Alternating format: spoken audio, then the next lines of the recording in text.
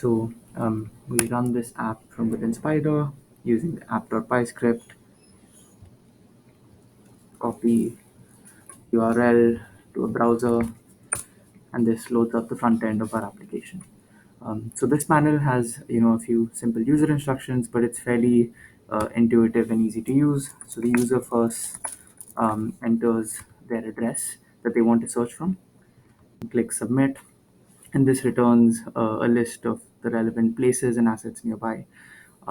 Now this table is scrollable, and you can jump through different pages over here. It has some basic information about each site. If you want to edit the max travel distance to, let's say, 1 mile from this address, it will update the table live. So you see all the distances are now less than 1 mile.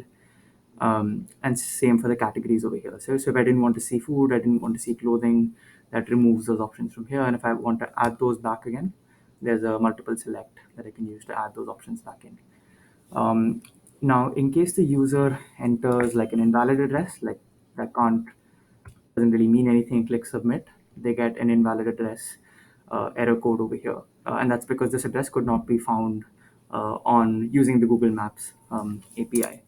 So if I wanted to again update my address and resubmit, I would just click the submit button and it would fill the relevant rows in the table again. So Anna's going to tell you a little bit about the data entry part of it. Okay, the purpose of submitting data is that we want to make every user be a donator to our dataset. Users can provide some information which isn't shown on the website or on the Google Map. If you'd like to upload info, just click the Submit Your Own Data button. There is a pop-up window named Upload UI. You can see that there are many relevant fields to fill, and I would like to highlight some filters here. The first one is that name and vicinity are mandatory, and the second is that for vicinity address, in our program, we will convert the text address to longitude and latitude so that we can store the data point in our dataset and make sure it will searchable for other users.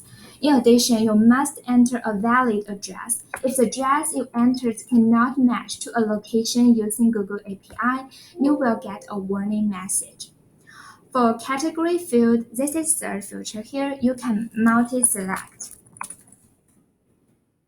And if you entered a proper address and filled out the field correctly, a prompt will ask if you want to upload the data.